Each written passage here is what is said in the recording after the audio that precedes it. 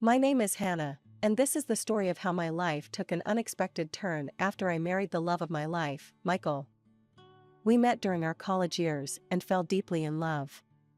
Michael was everything I'd ever wanted in a partner, kind, supportive, and with a wicked sense of humor that never failed to make me laugh. My first meeting with Michael's parents, Robert and Helen, was cordial enough. Robert, a tall man with graying hair and kind eyes, greeted me with a warm handshake. Helen, on the other hand, was more reserved. She offered a tight-lipped smile and a quick nod, her eyes scrutinizing me from head to toe.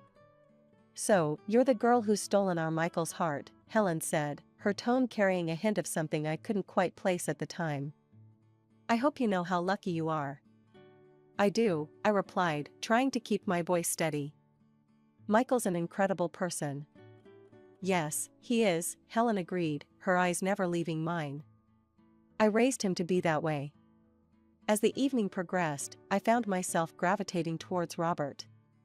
He was easier to talk to, asking me about my job as a speech therapist and showing genuine interest in my responses. Helen, meanwhile, seemed more interested in regaling us with stories of Michael's childhood achievements and his sister Olivia's budding modeling career. "Olivia's doing so well in Milan," Helen boasted. "She's dating an Italian entrepreneur now." "Such a catch." I nodded politely, unsure of how to respond. Michael squeezed my hand under the table, a silent show of support that I appreciated more than he knew. The first few months of our marriage were blissful. Michael and I settled into our new home, a cozy apartment in the heart of the city. We spent our weekends exploring local cafes, going on hikes, and simply enjoying each other's company. I threw myself into my work at the speech therapy clinic, finding immense satisfaction in helping children overcome their communication challenges. But as time went on, the cracks in my relationship with Helen began to show. It started with unannounced visits to our apartment. She'd show up at odd hours, always with some flimsy excuse. One sunny Saturday afternoon, Helen showed up unannounced yet again. I was in the middle of cleaning our apartment, my hair tied back in a messy bun and wearing old clothes. "Oh my," Helen exclaimed, her eyes widening in mock surprise. I didn't realize we were going for the shabby chic look these days. I bit my tongue, reminding myself that she was still Michael's mother. "I'm just doing some cleaning, Helen." "What brings you by?" She ignored my question, pushing past me into the living room. "Cleaning? Well, you could have fooled me. Look at this dust." She ran a perfectly manicured finger along our bookshelf, holding it up for inspection. I felt my cheeks burn with embarrassment as our neighbor, Mrs. Thompson, walked by our open door. Helen's voice carried, ensuring that every word was audible in the hallway. "Really, Hannah," Helen continued, her voice dripping with disdain. "I don't know how Michael puts up with this. When I was a young wife, I kept our home spotless. But then again, I didn't have the luxury of gallivanting off to work every day." "My job is not a luxury, Helen," I said, trying to keep my voice steady. "It's a career I'm passionate about." Helen scoffed. "Passion doesn't keep a home, dear." "Speaking of which, where is Michael? Working late again? Or perhaps, elsewhere?" The implication in her tone was clear, and it took every ounce of self-control not to lash out at her. Instead, I took a deep breath and said, "Michael is at the gym. He'll be home soon." Helen mused, a sly smile playing on her lips. "Well, I suppose we'll see." I nodded politely, biting back the retort that threatened to escape my lips. Just then, Michael walked in, his gym bag slung over his shoulder. "Mom," he said, surprise evident in his voice. "What are you doing here?"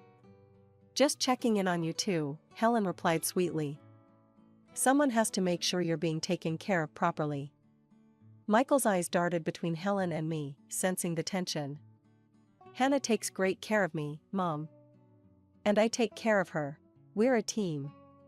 Helen's smile tightened. "Of course, dear. Well, I should be going. Don't forget about dinner next week." As soon as the door closed behind her, I collapsed onto the couch, tears of frustration welling up in my eyes. I'm so sorry, Hannah, Michael said, sitting beside me and pulling me into his arms. I'll talk to her again. This has to stop. Little did I know that our lives were about to change in ways we couldn't have imagined. A few weeks later, I missed my period. At first, I dismissed it as stress, but as the days went by, I couldn't ignore the possibility any longer. With shaking hands, I took a pregnancy test. Those 2 minutes felt like an eternity, but when I finally looked at the stick, there it was, 2 pink lines. I was pregnant. When I told Michael about the pregnancy, his face lit up with pure joy. He swept me into his arms, spinning me around our living room. We're going to be parents, he exclaimed, his eyes shining with happy tears. I can't believe it, Hannah. This is amazing. However, the blissful bubble burst when we realized we had to share the news with Michael's parents. I hoped, perhaps naively, that the prospect of a grandchild might soften Helen's attitude towards me. We decided to tell them over dinner at their house. As we sat around the dining table, Michael cleared his throat and squeezed my hand under the table. Mom, Dad, he began, his voice filled with excitement. We have some wonderful news. Hannah's pregnant. Robert's face broke into a wide grin. That's fantastic, he exclaimed, reaching across the table to pat Michael's shoulder. Congratulations, both of you. Helen, on the other hand, remained eerily silent. Her eyes narrowed as she looked at me, her lips pressed into a thin line. Well, she finally said, her voice devoid of any warmth, I suppose congratulations are in order. I do hope you're prepared for the responsibility, Hannah. Children are a full-time job, you know. The tension in the room was palpable. Robert, sensing the growing discomfort, tried to steer the conversation to safer waters, asking about our plans for the nursery and if we had thought about names yet. As the weeks passed, my body began to change. Morning sickness hit me hard, and there were days when I could barely drag myself out of bed. Despite feeling awful, I pushed myself to keep up with my work and household chores, determined not to give Helen any ammunition. One particularly rough evening, Helen showed up unannounced at our apartment. I had just returned from work and was exhausted, my feet swollen and my back aching. Oh my, Helen said as she walked in, her eyes roving over my disheveled appearance. You look absolutely dreadful, Hannah. Are you sure you're taking proper care of yourself? And the house, well, it's seen better days, hasn't it? I bit my lip, fighting back tears of frustration. I'm doing my best, Helen. Pregnancy isn't easy. She waved her hand dismissively. Nonsense. Women have been having babies for millennia. There's no need to make such a fuss about it. When I was pregnant with Michael, I never let it interfere with my duties.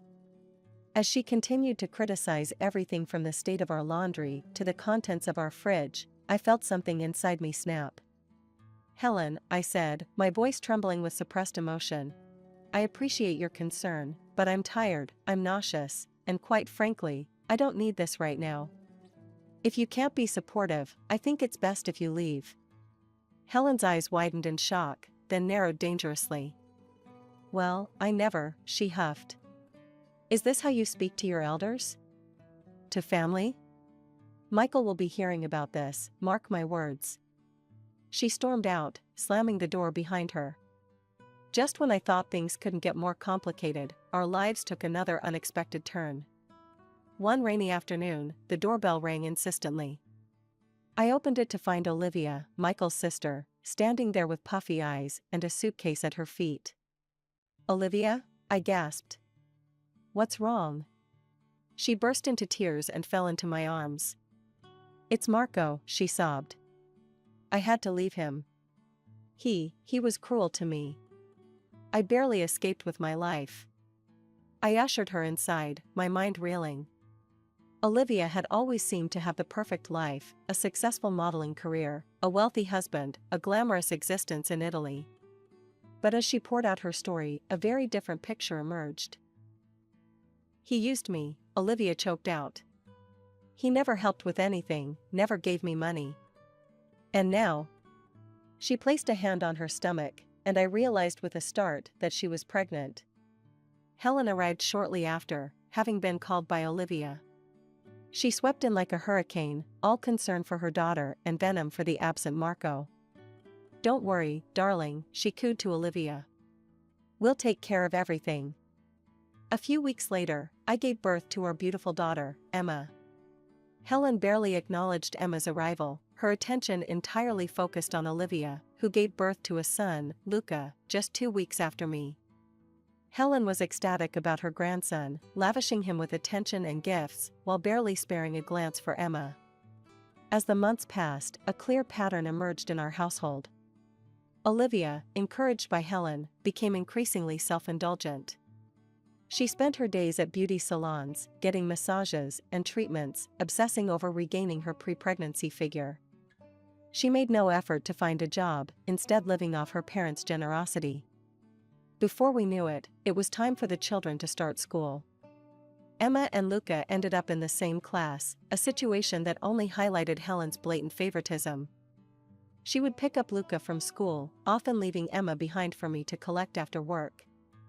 At school events, Helen made it clear she was there only for Luca, barely acknowledging Emma's presence. One day, Helen fell ill. Olivia, unwilling to disrupt her beauty routine, turned to me. "Hannah," she said, her tone leaving no room for argument, "you'll need to pick up Luca, make his lunch, help with his homework, and get him ready for his school play. Mom can't do it, and I have appointments." I was taken aback by her presumption, but found myself agreeing. Despite everything, I couldn't bring myself to punish Luca for his mother and grandmother's behavior. He was a sweet boy, after all, and not to blame for the adults' actions. When Helen recovered, I thought things would return to their usual pattern. Instead, she approached me with an outrageous demand. "Hannah," she began, her tone sickly sweet, "now that you've seen how much work it is to care for Luca, I'm sure you understand why Olivia needs help. We think it's only fair that you contribute to his school fees. And you'd be helping out a single mother."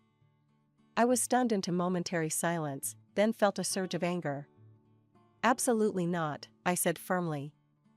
"Helen, I have my own child to support. If Olivia needs help, she should consider getting a job." Fuming, Helen stormed off to complain to Michael. To my immense relief, he backed me up completely. He put her in her place and making it clear that her demands were unacceptable. The day of the school's drawing contest arrived. Emma had been working tirelessly on her artwork for weeks, pouring her heart and soul into each piece. Her excitement was palpable as she carefully packed her drawings into her school bag the night before.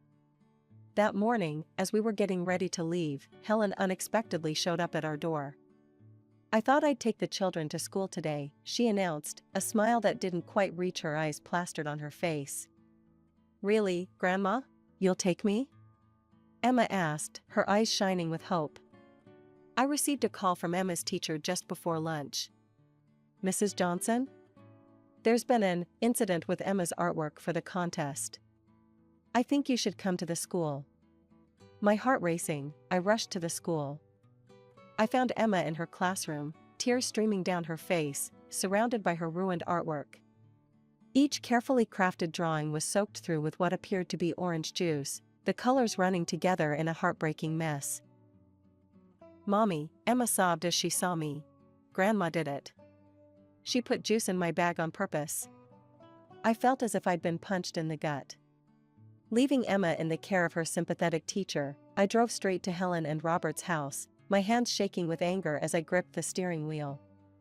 I burst into their living room, where I found Helen calmly sipping tea. "How could you?" I demanded, my voice trembling with rage. "Emma's artwork. The juice. She told me what you did." Helen's face hardened. "I'm sure I don't know what you're talking about. Children have such vivid imaginations, don't they?" Just then, Luca piped up from the corner of the room where he'd been playing quietly. "But Grandma, I saw you put the juice in Emma's bag. You said it was a surprise for her." The room fell silent.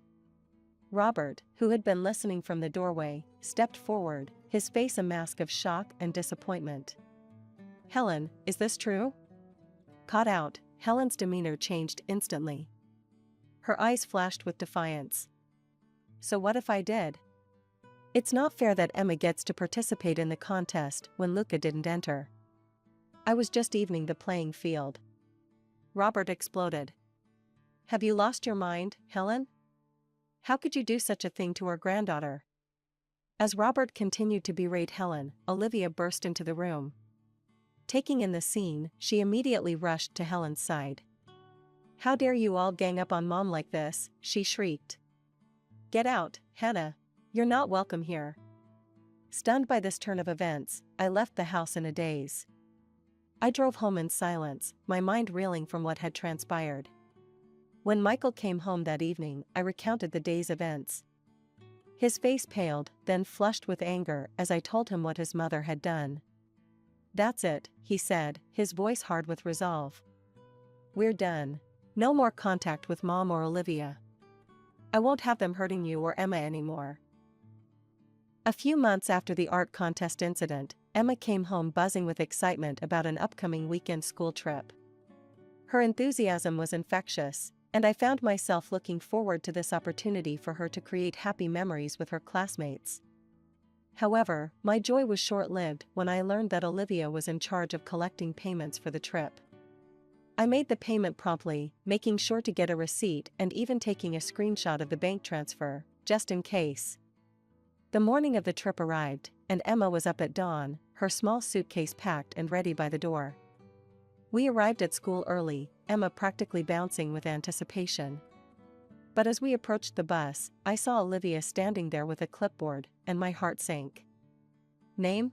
Olivia asked coldly as we reached her. Emma Johnson, I replied, trying to keep my voice neutral. Olivia made a show of scanning her list. I'm sorry, she said, not sounding sorry at all. But I don't have any record of payment for Emma. She can't go on the trip. Emma's face fell, and I felt a surge of anger. That's impossible, I insisted. I paid weeks ago. I have the receipt and bank transfer to prove it. Olivia shrugged. I don't know what to tell you, Hannah. If it's not on my list, it's not paid. Emma started to cry, and I felt helpless. The teacher, Mrs. Anderson, approached us, concern etched on her face. What seems to be the problem? She asked. I explained the situation, and Mrs. Anderson looked troubled. I'm so sorry, but if the payment isn't recorded, I can't let Emma on the bus. It's school policy. She hesitated, then added in a lower voice, if you'd like, Emma could still come along. I'd be happy to cover her expenses privately. While I appreciated Mrs. Anderson's kindness, I couldn't accept. This wasn't about money, it was about principle. I thanked her but declined, then stepped away to call Michael. When I explained what was happening, Michael was furious. Don't worry, he said, his voice tight with controlled anger. I'm on my way. I'll meet you all at the campsite and pay for Emma's stay directly. She's not missing this trip. Relieved, I turned back to Emma and Mrs. Anderson. Emma will be joining you at the campsite, I said, loud enough for Olivia to hear. Her father will meet you there to sort out any payment issues. True to his word, Michael met the school group at the campsite and paid for Emma's stay. Our daughter ended up having a wonderful time, making new friends and enjoying the outdoor activities. But Michael and I weren't about to let Olivia's actions slide. As soon as Emma returned home, we went to the police station. The investigation was swift.